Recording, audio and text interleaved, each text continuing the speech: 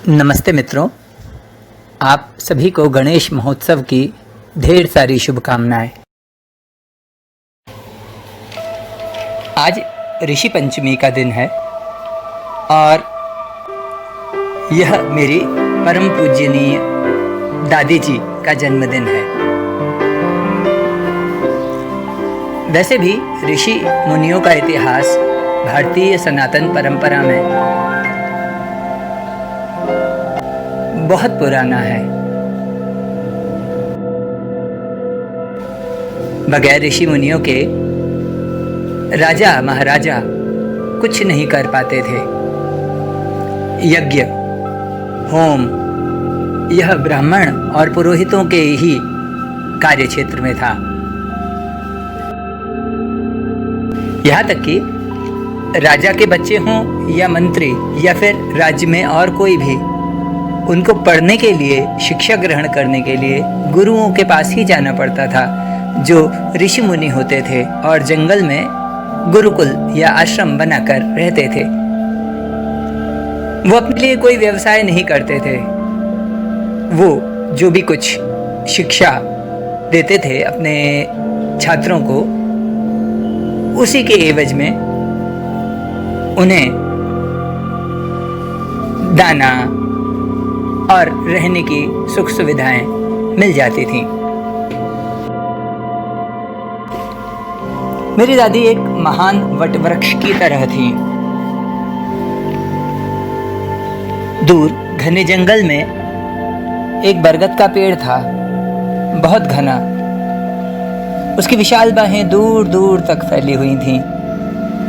उसकी जड़ें जमीन में गहरी चली गई थीं और उसकी विशालता अपार थी। उसकी ऊंचाई आसमान तक पहुंचती थी। वो सबको छाया देता था। बहुत सारे पंछी उसकी डालों पर घोंसला बनाकर रहने लगे थे। दिन भर चें चें चें चें, पर बरगद को गुस्सा नहीं आता था। उसके मन में जीवन के प्रति अपार करुणा और प्रेम था। वो सबसे प्रेम करता था।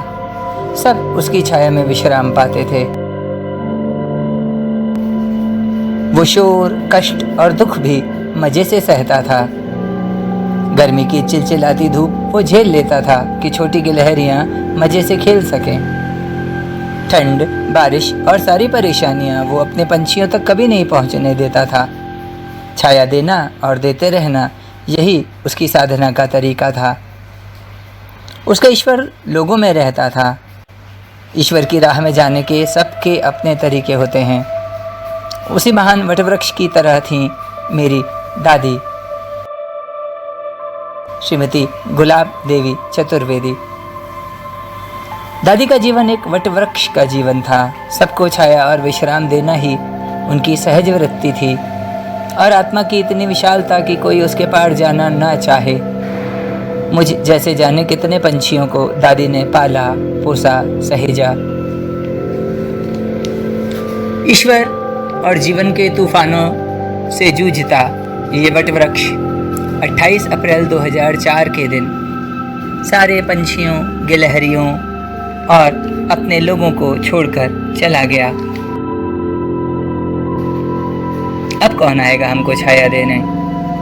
गर्मी की धूप और बारिश का पानी, ठंड की चुभन और जीवन के संघर्ष, कौन बताएगा हमें कि कैसे जिएं? अब ईश्वर भी अनाथ हो गया है। उसे प्रेम करने वाला अब कोई नहीं बचा। पर दादी, हम जिएंगे। आपने हमको सिखाया है सुख और दुख समान भाव से झेलना। हम जिएंगे दादी, ताकि लोगों को पता तो पड़ सके कि एक महान वटवृक्ष था जिसने हम सबको जीना सिखाया। थैंक यू दादी, हम सबकी तरफ से। हमारी गलतियों को माफ़ कर देना और हमें सही रास्ता बताते रहना। बरगद का पेड़ कभी नहीं सूखता। उसके पत्ते गिरते रहते हैं, पर वो पूरा खाली कभी नहीं होता।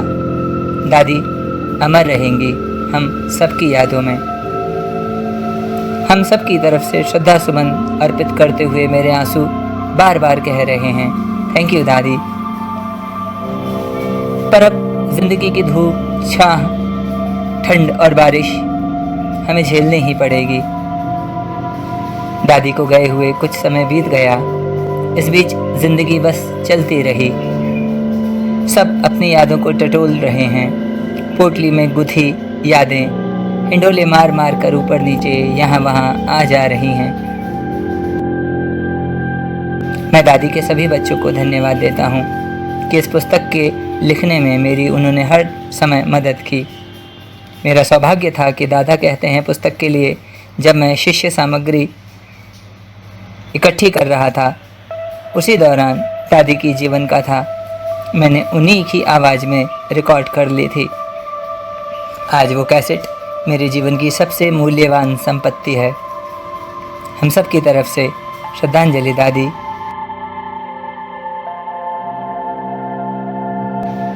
दादी, ओ दादी, फिर कब आओगी? जल्दी आना।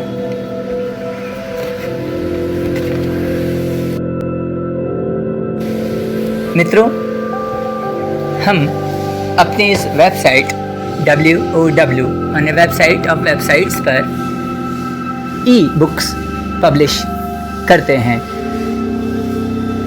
आप भी यदि कोई अपनी ई-बुक बनवाना चाहें तो हमसे संपर्क कर सकते हैं।